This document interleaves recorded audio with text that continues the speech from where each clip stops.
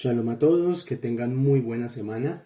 En este audio, el objetivo que tengo, pues además de iniciar el mes de Nisan, es seguir hablando un poco de la preparación para Pesaj y de la preparación para Pesaj quiero tocar dos temas. Número uno, la parashá pasada, que fue la parashá Tatzriah. Y el segundo tema, hablar un poco de leyes de los días de lo que se conoce como Olam Moed. Como ya sabemos, este año Pesaj inicia el viernes 15 de abril por la noche. Día 1 de Pesaj es Shabbat, 16 de abril. Día 2 de Pesaj es el domingo, 17 de abril. Y luego vienen la siguiente semana, del 18 de abril al 22, una serie de días que se les conoce como los días de Olam Moed o días intermedios dentro de la fiesta. Entonces quisiera como hablar un poco de esos días del Olam Moed. Nos estamos acercando cada vez más a lo que es la fiesta de Pesaj. Es importante todos los preparativos externos, todo lo que tenga que ver según las posibilidades de cada persona, con conseguir las cosas para Pesaj, porque Pesaj es, yo diría que junto con Yom Kippur y Rosh Hashanah, las fiestas más importantes de todo el año. Es la fiesta en la cual más misbot vamos a cumplir y es la que más trabajo de seguro nos va a dar. O sea, no hay como Pesaj en ese sentido. No hay fiesta que dé tanto que hacer. Y por tantos días, este año este Pesaj es largo. Entonces, pues la preparación externa es súper importante. Pero también es importante la preparación interna. Porque si no, pues pasa como pasa en muchas personas, en muchas familias, que hacen la fiesta externamente, cumplen con todo, hacen el seder, pero es como si no hubieran hecho nada. Y es porque no conectaron con la conciencia de Pesaj. Y sin esa conciencia, no es posible luego más adelante que se presente el cambio en la vida real de lo que estamos esperando. Una persona me preguntaba esta semana que por qué hay que rezar tanto. Que los libros de rezos judíos son muy grandes, muy gruesos, que tienen mucha cosa. Y que pues al final la voluntad de Dios es la que se va a cumplir, no la voluntad del hombre. Porque esta persona leyó en algún lugar que pues hay un plan divino, que ese plan divino es inalterable, y que pues ante eso, digamos, el hombre no tiene la posibilidad de cambiar ese plan divino. Entonces la persona pues preocupada me decía eso, me decía, pero bueno, y entonces ¿cuál es el sentido de rezar si Dios no va a cambiar las circunstancias? Si Dios no va a hacer las cosas como yo quiero. La respuesta que le di a esa persona, que hace parte también de todo esto que estamos haciendo para Pesaj, esa respuesta se la di en un midrash. Y ese midrash decía que efectivamente hay muchas personas que todos los días rezan, hacen plegaria, piden por todo lo que necesitan, por todas sus cosas, pero pues que nunca ven un cambio externo en su situación de vida, que siguen exactamente igual, que están en la misma situación, que no han progresado.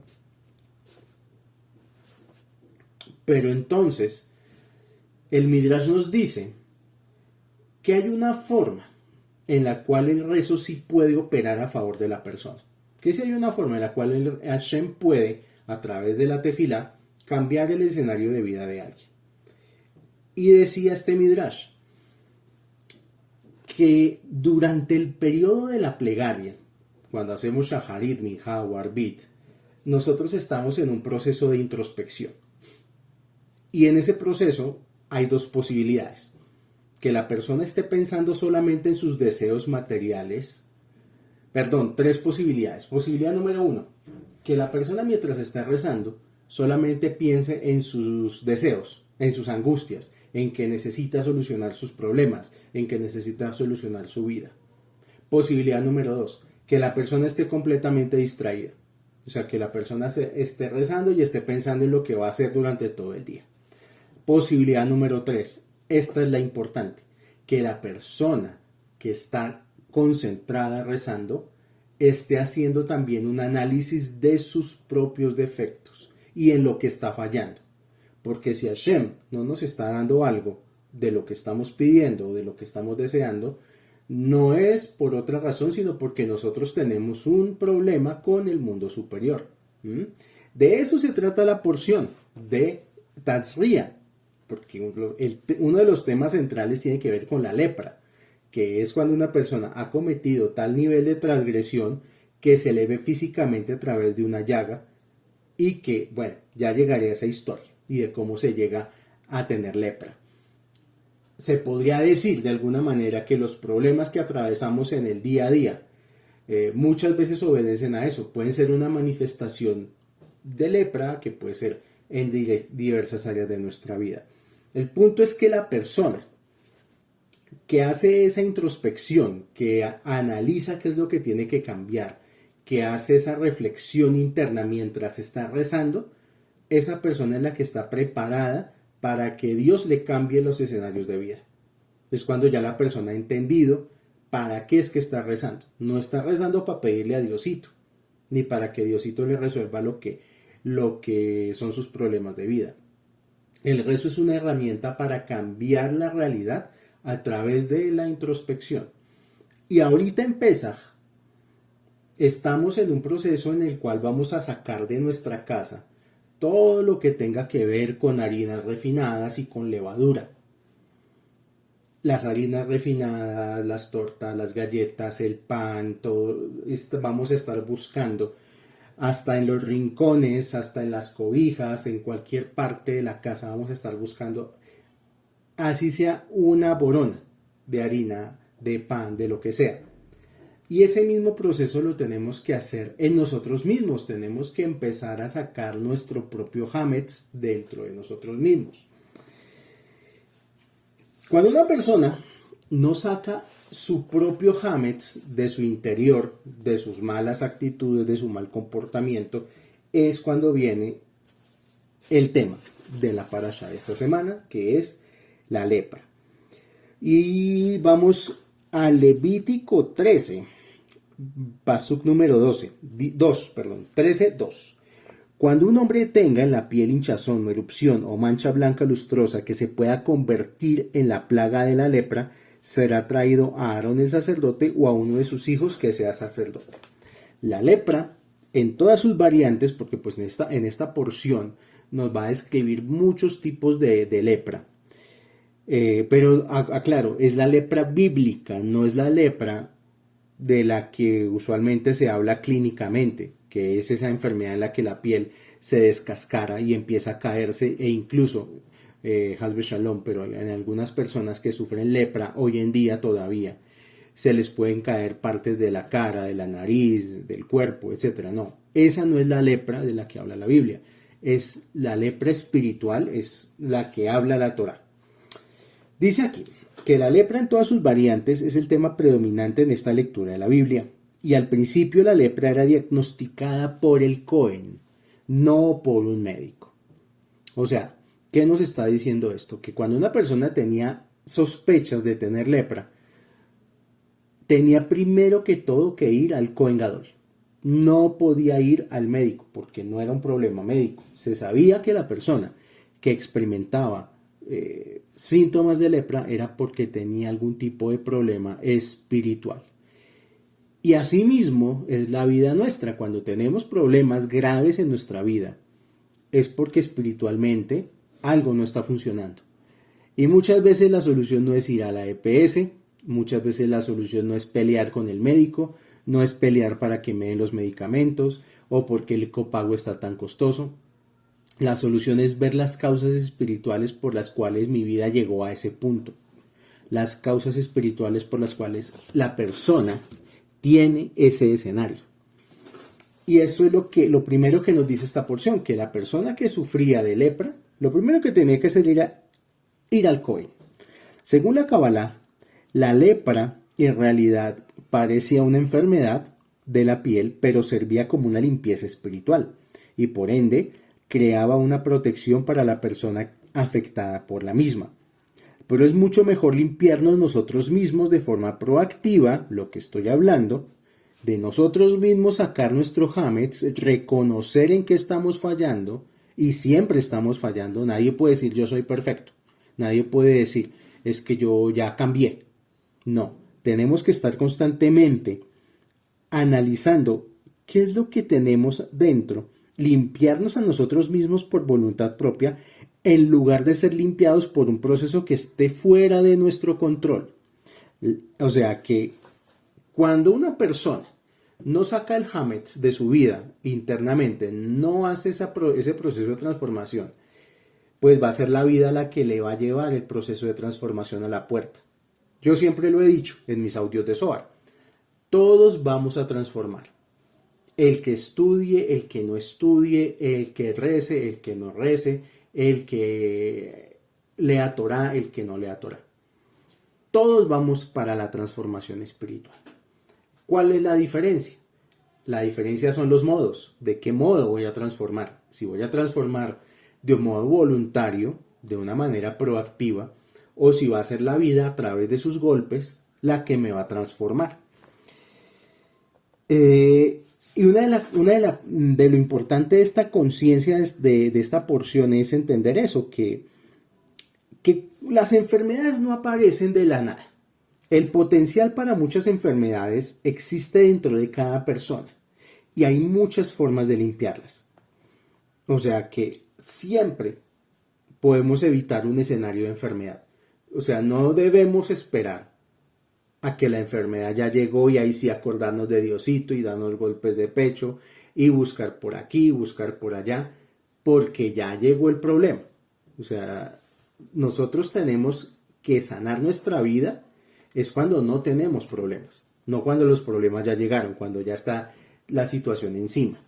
Sin embargo, pues hay que entender que si uno está atravesando alguna dificultad en la vida, eso también es un proceso de sanación.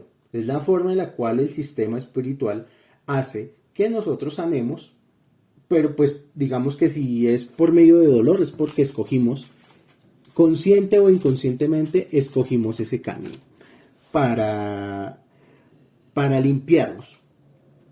Según el Zohar, la palabra plaga se refiere a los juicios severos que penden sobre el mundo como el resultado de la negatividad colectiva de la humanidad.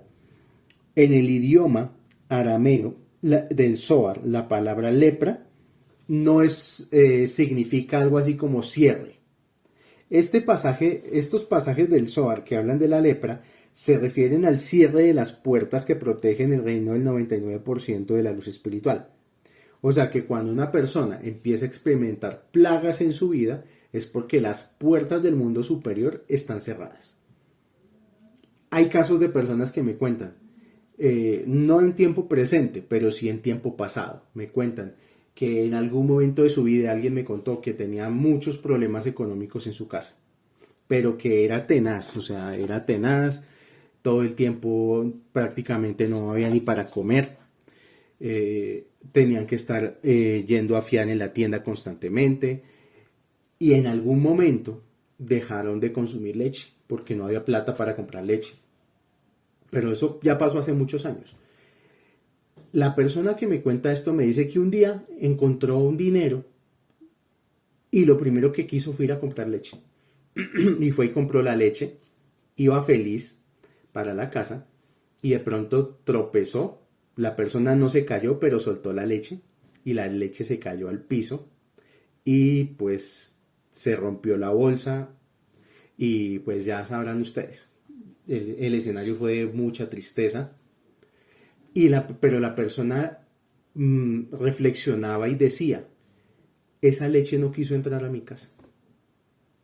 Lo que la persona reflexionó, y ese digamos que fue como el punto de partida para empezar a cambiar su vida, fue que la persona, en lugar de quejarse, lamentarse, lo que pensó y reflexionó, dijo, no, algo está pasando porque la leche no quiso entrar a mi casa. Y así pasa cuando uno tiene dificultades o cuando una persona tiene tantas dificultades en su vida, algo está pasando que es la propia prosperidad la que no quiere entrar a la casa de la persona. Aquí esta porción nos muestra que cada uno de nosotros tiene que empezar a gestionar su propia vida, sus propias acciones y mirar de qué manera evitar generar dificultades en su vida. Pero la lepra no llega porque sí. Entonces, si vamos a los comentarios del Humash,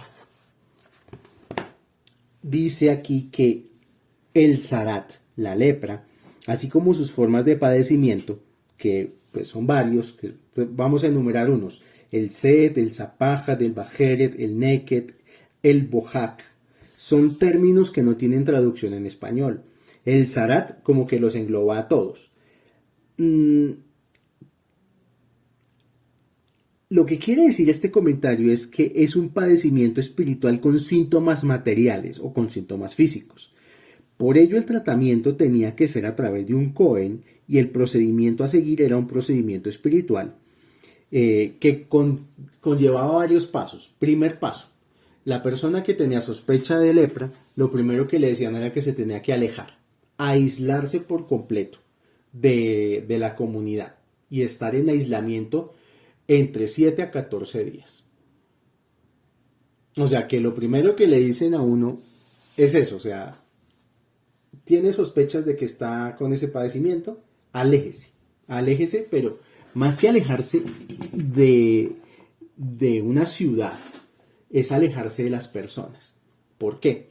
Porque la persona tiene que estar en soledad absoluta para identificar la causa en su propia reflexión interna, identificar la causa de por qué le llegó ese padecimiento.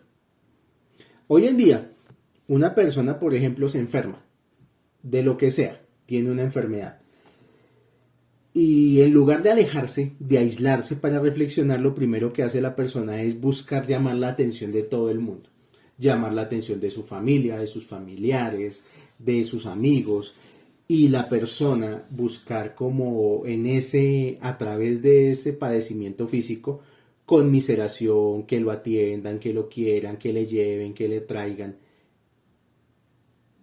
Y lo curioso y lo paradójico es que la persona podría curarse de cualquier dolencia, cualquier enfermedad, cualquier situación adversa, simplemente alejándose o haciendo algo más por los demás en lugar de estar buscando que los demás hagan por ella.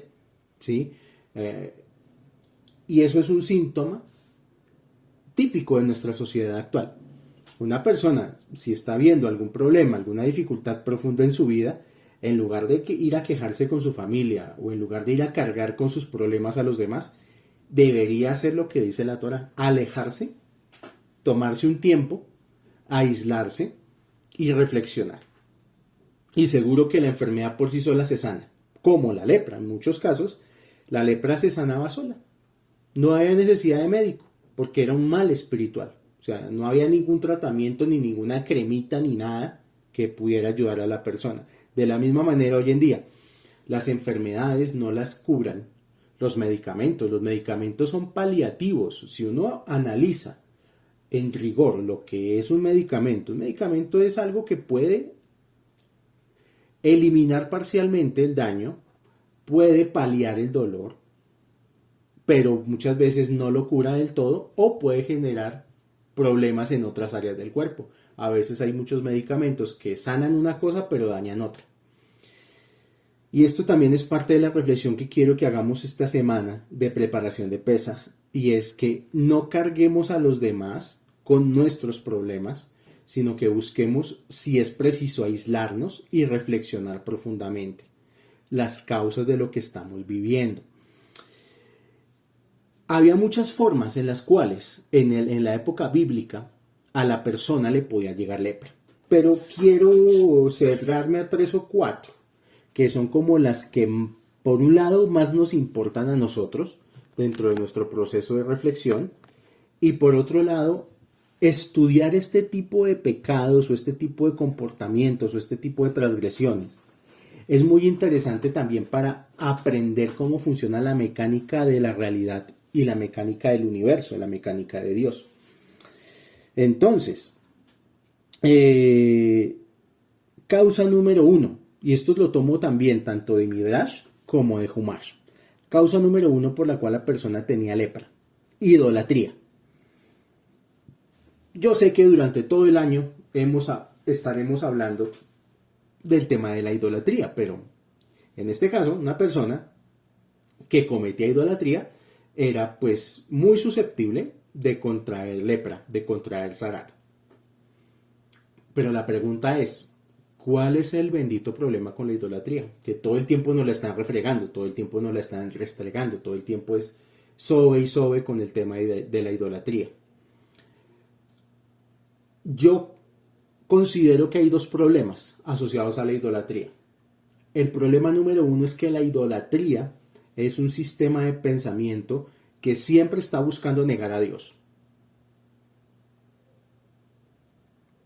Es más fácil para muchas personas, cuando tienen un problema y cuando quieren salir del problema al precio que sea, es más fácil ir al brujo, ir al chamán, ir al tabaquero, ir al que lee las cartas, en lugar de entender que es un proceso que también es voluntad del creador que suceda. Muchas veces una persona puede solucionar sus problemas casi que de golpe, simplemente aceptando que todo es voluntad del creador, todo es voluntad de Hashem. Pero la persona tiene más interés en solucionar su problema personal que no en entender la voluntad de los cielos, del entender la voluntad del creador. Y por eso, una persona que va, por ejemplo, a donde que lee el tabaco, una persona que va a que le lean las cartas, una persona que va al que hace los baños, es una persona que lo que está declarando con ese acto es: Dios no puede, pero este sí puede. O Dios no es verdad, pero el brujo sí es verdad. Ese es el primer problema, que es gravísimo. Es gravísimo porque eso nunca va a solucionar el problema de fondo y va a conectar a la persona en una espiral descendente y continua, además. Y el segundo problema que yo asocio a la idolatría, pues es que en un mundo como el actual, pleno año de curso legal 2022, año judío 5782, es un problema muy grande que haya personas que aún hoy en día todavía crean que una piedrita de cuarzo les va a solucionar sus problemas, o que una estatuilla les va a solucionar sus problemas, o que una hierba les va a solucionar sus problemas. Eso realmente, y lo digo desde la perspectiva de que yo estoy desde los 15 años en espiritualidad, sinceramente es una forma de pensamiento muy arcaica. O sea, la persona que todavía piensa que el cuarzo, que el medallón, que el y que lo otro tiene poder y va a cambiar las fuerzas del cosmos, es una persona que tiene serios problemas de mentalidad. Es una persona que está por lo menos 1000 años atrasada, porque ya las épocas de las religiones arcaicas, chamánicas, ya pasaron hace muchos siglos. Pero todavía uno se encuentra esos casos, que la persona cree que pues fumándose un tabaco se le va a solucionar el problema. Entonces la idolatría, bajo este análisis, trae el problema del zarat, trae el problema de la lepra. Segunda causa por la cual la persona podía contraer lepra: difamación. La difamación tiene que ver con hablar mentiras de una persona. Un maestro de Kabbalah español en una clase que escuché hace poco decía, o mejor dicho, le preguntaban a este maestro que qué hacía una persona que quería estar en Kabbalah, pero que había cometido transgresiones muy graves en su vida. Mejor dicho, que consideraba a esa persona que lo que había hecho era imperdonable, que si aún así podía entrar a Kabbalah. La respuesta de este maestro el maestro se llama Albert Goslan y es uno de mis mentores y es de los maestros que más quiero yo en la vida.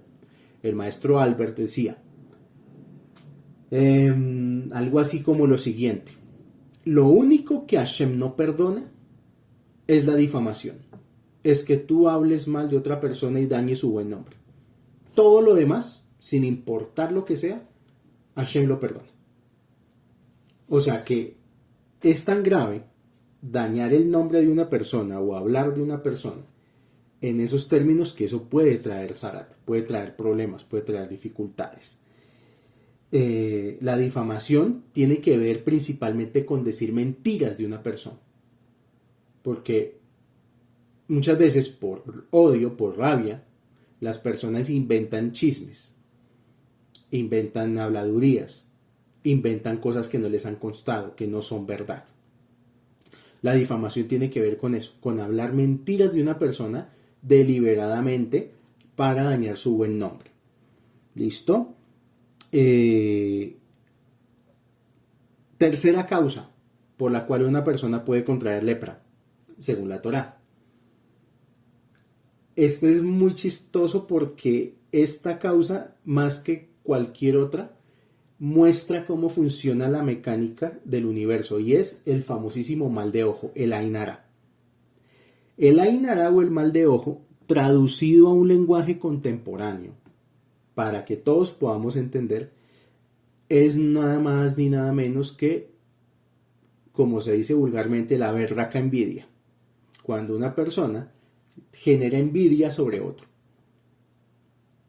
Hay que entender que este mundo, el plano espiritual lo juzga sin ninguna moralidad. O sea, para el plano espiritual no existe moralidad, solamente existe el sistema que ya está establecido de las 10 sefirot. Y el mundo espiritual nos juzga solamente a través de 2 sefirot, Gesed y Geburah. Y son implacables. El Gesed es implacable y la Geburah también es implacable.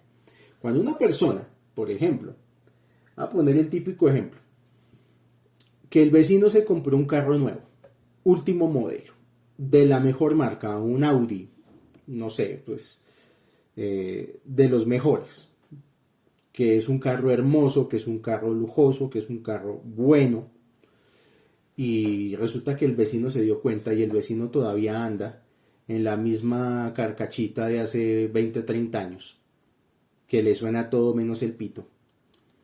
Pues la persona, él ve a su vecino que está progresando y genera envidia.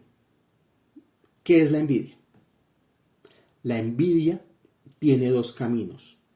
El camino número 1, bueno, puede tener 3 caminos. El camino número 1 es, esa persona no se merece lo que tiene. Esa es la primera manifestación de envidia, cuando uno piensa que algo que alguien tiene no se lo merece. El camino número 2 de la envidia, desear que la persona pierda lo que tiene. Es también una forma de envidia. Cuando una persona desea que le vaya mal a otra, uy, pero es que ojalá, porque incluso así sea una mala persona, es que ha hecho tanto mal que ojalá le vaya mal y que no sé qué y que sí sé más. Eso también es una manifestación de envidia. Y la tercera manifestación de la envidia es, yo también me merezco lo que ese otro tiene. O sea, cuando veo volvemos al escenario, veo que llega el vecino en su carro último modelo, uy, ¿yo por qué no lo tengo si yo también merezco? Es que yo también trabajo, es que yo también me esfuerzo. Esos 3 caminos conducen a lo que se llama mal de ojo. Resulta que cuando una persona genera estos pensamientos ya los que han tomado el taller de sueños saben cómo funciona. Cuando el alma sube a los mundos superiores y el alma va y da quejas de lo que el cuerpo hizo durante el día, pues bueno, si una persona tuvo un pensamiento de envidia de cualquiera de estos 3 modos de envidia durante el día, en la noche el alma va a los mundos superiores y manifiesta esa inconformidad. ¿Por qué fulano tiene ese carro y yo no? Pues el sistema espiritual no se va a poner de parte ni del uno ni de parte del otro. El sistema espiritual va a abrir el libro del karma de ambos. O sea que hay un problema directo con la envidia y es que una persona que genera envidia, está constantemente pidiéndole al universo que la juzguen, que le abran su expediente. Y entonces, el mundo espiritual, bajo la Sefirá de Geburah, no de Gesed, porque va a ser puro Gibor lo que va a pasar. El sistema espiritual va a abrir el expediente del que tiene el carro nuevo y el expediente del que se está quejando, porque lo tiene. Y entonces es cuando nos vamos a dar cuenta que muchas veces hay personas que tienen cosas que no las merecen, según el sistema espiritual, que solamente las tienen por Mina Shamaim, por pura bondad divina. Y si me apuro a decirlo más escuetamente, todo lo que tenemos los seres humanos, todo, desde lo más chiquito hasta lo más grande, no lo merecemos. Así digamos que sí, que lo merecemos porque trabajamos, porque estudiamos, porque nos esforzamos. No. Todo lo que tenemos en esta vida es Mina Shamaim, misericordia divina. Entonces, claro, cuando uno está, digamos, teniendo cosas por pura misericordia divina y está pidiendo que abran su libro de juicios, pues lo que van a encontrar es que seguramente la persona que está envidiando al que tiene ese carro nuevo, esa persona ni siquiera merece ser vecino de esa persona. Ni siquiera merece tener esa casa ni ese carro viejo. Entonces la envidia es un problema gravísimo. Es un problema tenaz porque la persona que se deja llevar por la envidia todo el tiempo está trayendo juicio sobre su vida. Y no es por eso es que sucede que las personas más amargadas es las que más problemas tienen. Y algo que uno tiene que evitar en la vida es rodearse de personas que tengan mal de ojo.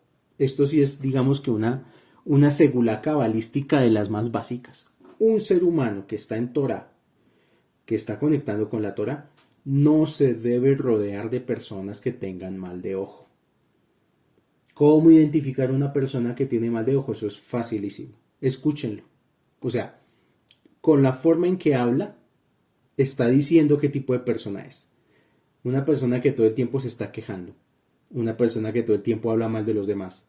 Una persona que habla mal del país. Una persona que habla mal de su familia, de sus amigos. Es una persona que tiene mal de ojo. Y con una persona así no hay que andar. Porque esa persona, tarde o temprano, también va a hablar mal de uno y va a seguir atrayendo juicio. Entonces ahí está la otra causa por la cual puede llegar lepra a la vida de la persona. El mal de ojo. Y pues la causa más común, la que más habla en los libros de Torah, es la Shonara. La Shonara es hablar cosas verdaderas pero negativas acerca de los demás. El Zohar HaKadosh dice, el poder máximo del alma está en el habla, y al pecar y contaminar su habla con maledicencias, se retira o enmudece la santidad de su alma, y toma el lugar que dejó dicha santidad fuerzas de impureza que se manifiestan en forma de lepra o padecimientos similares. El Zohar agrega otro aspecto novedoso impresionante. El zarat, la lepra, no venía solo por la maledicencia, sino también por cosas buenas que debió el individuo haber hablado y se privó de hacerlo. O sea, hay dos formas de Lashon Hara. Hay un Lashon Hara que es directamente hablar mal de una persona. Así tenga la razón. Pero es hacer Lashon Hara. Así, y hay muchas personas que se apoyan en eso. No, pero es que esa persona es un tal por cual y es un tal por cual y es así y yo tengo la razón. Sí, pero a ti por más de que tengas la razón, a ti quién te dijo que tú eres el juez del universo. A ti quién te dio ese título de juez de los demás. Entonces toma tu lepra. La otra forma de Lashon Hara, cuando uno tiene que decir cosas y no las dice. Cuando uno, por evitar problemas, por evitar peleas, por evitar conflictos, se queda callado y se aguanta, incluso abuso verbal de los demás. Eso también es negativo. Porque también cuando uno se queda callado y debe decir algo, uno también se hace partícipe de lo que los demás están haciendo. Un ejemplo, el típico caso de gobierno, de gente que trabaja en oficinas públicas y está viendo que los demás están robando y no hace nada. Está siendo partícipe del robo, porque está viendo que se están robando los recursos públicos del país, personas inescrupulosas, y la persona no hace nada, se queda callada. Incluso a muchos les untan la mano para que estén dentro de la misma colada. Y hay muchas personas que dirán, no, pero a mí me tocó recibir la plata porque si no me echaban del puesto. No importa. La Torá es muy clara. Y si una persona tiene fe en Hashem, siempre va a estar protegida económicamente. Pero una persona que tiene Torá no puede estar cohabitando con personas corruptas. Entonces están esas dos formas de la Shonara. Y lo mismo, por ejemplo, en una familia. Cuando alguien está haciendo algo malo y no se le dice nada. Cuando una persona está cometiendo alguna situación negativa, está en una situación que no debería estar. Y no, a la persona no le dicen nada, la dejan que haga lo que quiera. Eso también es algo bastante negativo.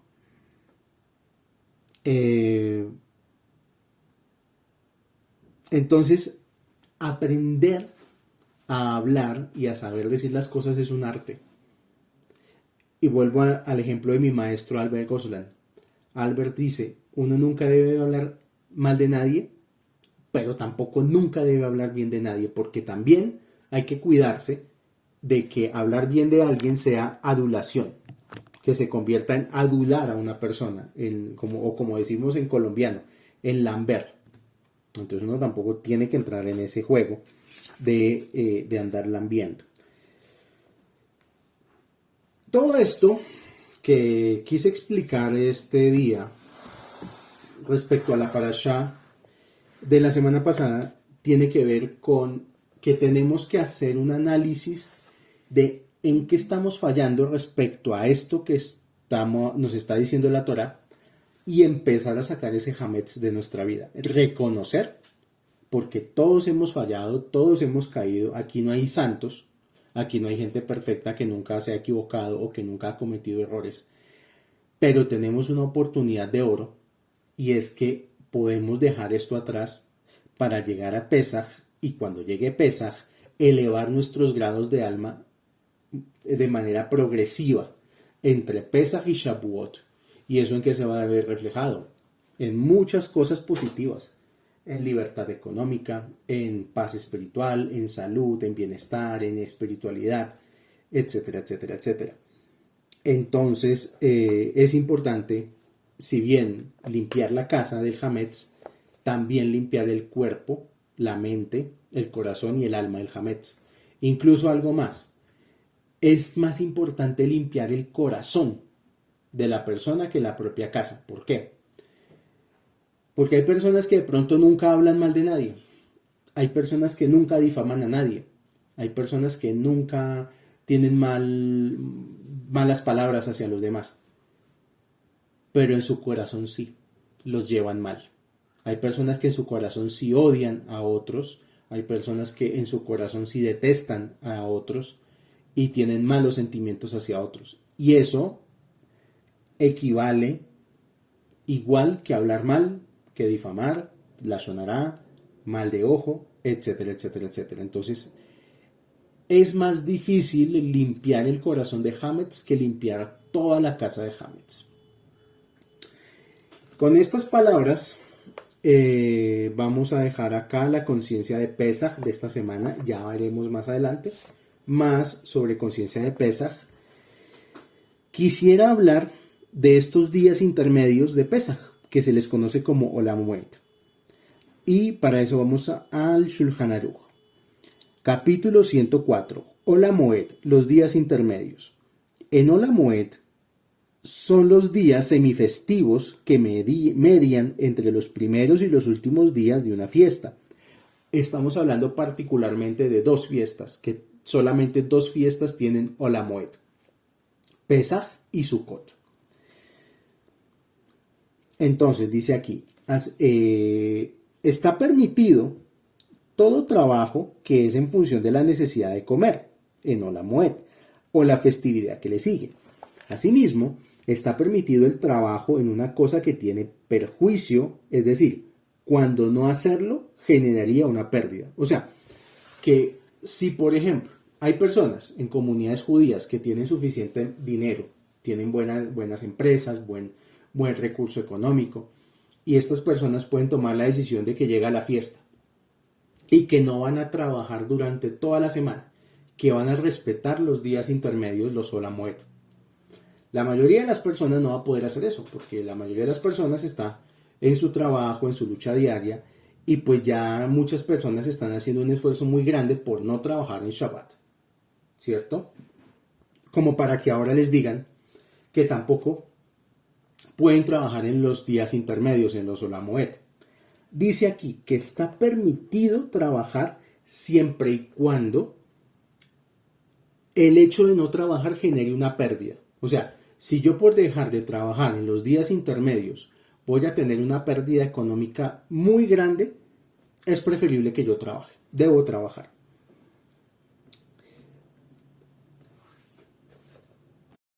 Sin embargo, aquí dice en el Pasuk 2, mas dijeron nuestros sabios, quien desprecia el Ola Moed, incluso si tiene en manos Torah y buenas acciones, no tiene parte en el mundo venidero.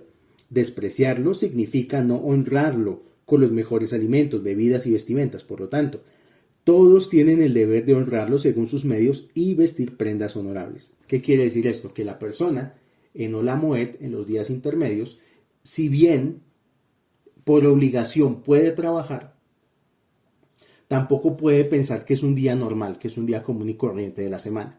La persona tiene que saber que son días de Ola Moed, que son días intermedios de Pesaj, y tiene que esos días comer bien, sentir que está en una fiesta, vestir lo mejor que pueda, darle honor a los Ola Moed de la manera que la persona pueda. Párrafo número 3. El trabajo que si no se hace generaría un perjuicio puede realizarse incluso por intermedio de otro judío, aun pagándole. Pero aquello que no constituye perjuicio se precisa para la festividad no debe hacerse por intermedio de otro judío por pago, sino a través de un no judío. Si no se encuentra un no judío y tampoco lo puede hacer uno mismo, está permitido hacerlo incluso mediante un judío al que se le paga. Párrafo número 4. La permisividad de realizar un trabajo cuando no hacerlo generaría una pérdida rige exclusivamente si no era posible hacerlo antes del inicio de la festividad. Si ello era posible y se dejó la tarea para Ola Moed, está prohibido hacerla en Ola Moed. O sea, que si una persona tiene un negocio y lo puede cerrar antes de que empiece la fiesta, que haga todo lo posible por hacer sus negocios antes de la fiesta. Cosa que no necesite usar los días de Pesaj, de Ola Moed, para hacer negocios. ¿Sí? Si la persona tiene la posibilidad de hacer un trato comercial, un negocio, un trabajo antes de Pesaj, es mejor que lo agende antes de Pesaj y que no lo agende deliberadamente en días de Ola Moed. Párrafo número 7. Está prohibido fertilizar un campo, incluso está prohibido introducir un ganado en él con el fin de abonarlo siquiera. Esto tiene una razón. Lo que nos dice aquí este párrafo del Shulchan Aruch es que está prohibido hacer trabajos excesivamente físicos.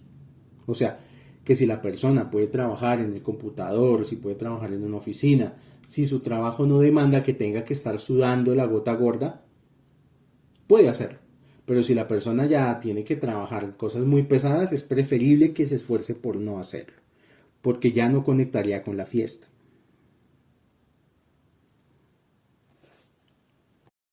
Párrafo número 11. Está prohibido cortarse el cabello en Ola Moed, incluso si se lo hizo también en vísperas de la festividad, salvo quien fue liberado de la cárcel. Aun si fue liberado en vísperas de la festividad, pero no tuvo tiempo de hacerlo. O sea, que tenemos tiempo para cortarnos el cabello hasta pongámosle el 14 de abril. Pero ya si llega Pesaj, prohibido cortarse el cabello en los días de Pesaj. También está prohibido cortarse las uñas en Ola Moed, pero si se cortaron en vísperas de la festividad está permitido hacerlo también en Ola Moed. Sin embargo, mi consejo es que la persona, como este Pesaj va a caer en Shabbat, la persona podría organizarse para hacerse todo su tratamiento de belleza, cortarse el pelo, cortarse las uñas el viernes 15 de abril en la mañana, hasta el viernes en la mañana. Con eso ya entra a la fiesta de una manera bien presentable, cortarse la barba, todos esos temas. En Ola Moed está prohibido lavar ropa, la que fuere, incluso si se precisa para la festividad, a menos de que haya sido imposible hacerlo antes.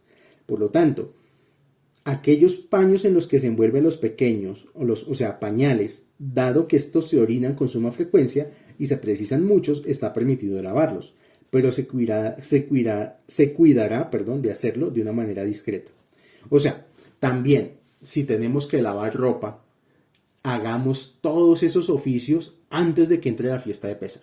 No esperemos a estar en los días de Pesaj para estar lavando ropa, estar ahí en la lavadora refregando, etcétera, en el lavadero, perdón, refregando, etcétera, etcétera. Si uno se organiza, uno puede hacer una limpieza de casa, lavar ropa y todo y dejar todo listo para no tener necesidad de lavar absolutamente nada durante los días de Pesaj. En el Shulchan Aruch hay que entender que estas leyes se crearon en una época donde la vida judía era predominantemente agrícola y donde no habían las comodidades que hay hoy en día. Entonces, por eso, en esa época se hablaba de pañales de tela. Hoy en día, pues como los niños, las niñas usan pañales desechables, pues no hay ese problema.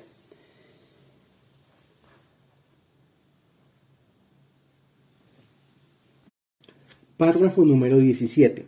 Yo me estoy saltando algunos porque pues quiero ir como a los más pertinentes. No se realizarán bodas en Ola Moed, pues no se mezcla una forma de alegría con otra forma de alegría. O sea, no podemos mezclar la alegría de Pesaj con la de un matrimonio. Pero volver a casarse con la misma mujer de la que se había divorciado sí está permitido. También está permitido hacer un festín por la circuncisión o el rescate de un primogénito. También está permitido hacer un banquete por escribirse los compromisos matrimoniales.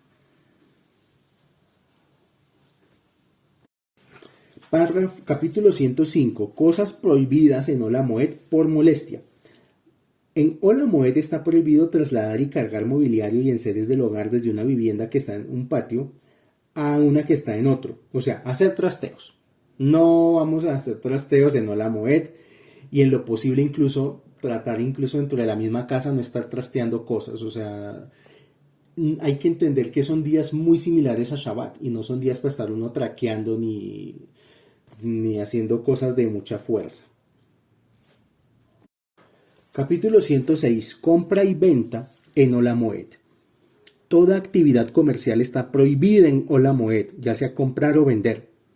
O sea, cuando se habla de comprar o vender, se trata de más que todo de cosas grandes. Por ejemplo, comprar una casa o vender algo, no sé, un celular, un computador, lo que sea. Solo en el caso de que se haya presentado una ocasión para lograr una importante ganancia, se puede comprar y vender discretamente. Si definitivamente ves que, mejor dicho, si no lo vendió, perdió el cliente, háganlo. Pero dice aquí que se gaste entonces ese dinero en honor de la festividad más de lo que se tenía en mente. O sea, si la persona necesita vender alguna de sus posesiones y obligatoriamente la tiene que vender en Ola Moed y si no pierde el cliente, se va con otra persona, puede vender. Incluso puede trabajar, pero tiene que entender que lo que gane de producto de esos negocios va para la fiesta. Tiene que comprar más cosas para la fiesta. Quien tiene mercancía y cabe temer que de no venderla en ese momento perderá incluso no solo de ganar, sino parte del capital, tiene permitido venderla, pues se trata de una cuestión cuya omisión generaría pérdida. Pero si no hay temor de sufrir una pérdida, sino de que no se ganará posteriormente, está prohibido venderla. O sea, el hecho de trabajar, de comerciar, de vender en los días de Ola Moed, hay que entenderlo de esa manera. No es para ganar dinero, no es que yo tenga que ganar dinero en la fiesta, es para no perder. O sea que si yo no trabajo en los días de Ola Moed o si no vendo en esos días y no comercio voy a tener problemas para los gastos del mes, tengo que trabajar, nada que hacer. Yo creo que con esas leyes seleccionadas podemos concluir el tema de Hola Moed. Y quiero concluir este audio hablando del capítulo 107, el mes de Nisan, porque ya estamos en el maravilloso mes de Aries, en el mes de Nisan. Durante todo este mes de Nisan no se recita Tajanún, no se recitan súplicas de perdón. La persona que esté rezando en hebreo y que tenga dudas me puede consultar sobre qué es lo que no se debe rezar durante todo este mes. Pero durante este mes no se recita Tajanún, no se recitan plegarias de perdón, porque este mes es de pura luz. Es uno de los mejores meses del año, entonces no es necesario recitar Tajanún. Desde el Rosh Hodesh de este mes en adelante es costumbre leer la sección bíblica del Nasi, que trajo su ofrenda en ese día durante la inauguración del santuario del desierto. Esto está en Números, capítulo 7, versículo 1 al 83. Es una costumbre. Hay personas que lo hacen y pues les va muy bien. Hay personas dentro del ámbito cabalista que entienden estos días. Lo voy a tratar de poner en un ejemplo cotidiano como lo que son las cabañuelas de los primeros 12 días del año. Cuando una persona está en los primeros 12 días de enero y cada uno de los 12 días de enero va a representar cada uno de los 12 meses del año, así es esto con el mes de Nisan. Todo lo que hagamos durante estos 12 días va a ser una huella energética para todos los siguientes 12 meses del año. En el mes de Nisan no se ayuna ni siquiera por ningún motivo. O sea, la única forma en que una persona puede ayunar es cuando está preocupado por un mal, por algún sueño o por alguna maldición, pero en general este mes no es un buen mes para ayunar. En Shabbat Agadol, que es el gran Shabbat, el que precede a Pesach, en este año va a ser el 9 de abril, o sea, el próximo sábado, es costumbre no recitar Bareji Nafshi en la plegaria de la tarde, sino Abadim Ainu, esclavos fuimos, en el texto central de la Haggadah de Pesach, pues es Shabbat Adol. Y el próximo Shabbat nadie se lo puede perder porque es un Shabbat que conecta con la liberación de Egipto y con la conexión con los milagros. O sea, el próximo Shabbat es muy importante. Se le conoce como Shabbat Agadol. Voy a dejar aquí por el momento. Voy a leer en el próximo audio, si Hashem me permite esta semana hacerlo, que Hashem así lo permita, leer algunas leyes sobre el trigo y la harina para las matzot. Hay muchas personas que me han comentado pues que pues no pueden comprar las cajas de matzah, que se sale de su presupuesto. En realidad no hay ningún problema, o sea, no es una obligación tener que comprar la matzah en caja. La persona, si sabe cómo, la puede preparar en su propia casa. Me voy a organizar para darles un instructivo de cómo se debe hacer la matzá casera. No va a quedar igual, pero sirve y es funcional para la fiesta de Pesaj. Estimado grupo, cualquier duda, pregunta, queja, reclamo, quedo pendiente. Y nos estamos escuchando en el próximo audio. Shabbat Shalom, Shabbat Shalom. Shavua Tov para todos, una feliz semana y que sigan teniendo una buena preparación para Pesaj.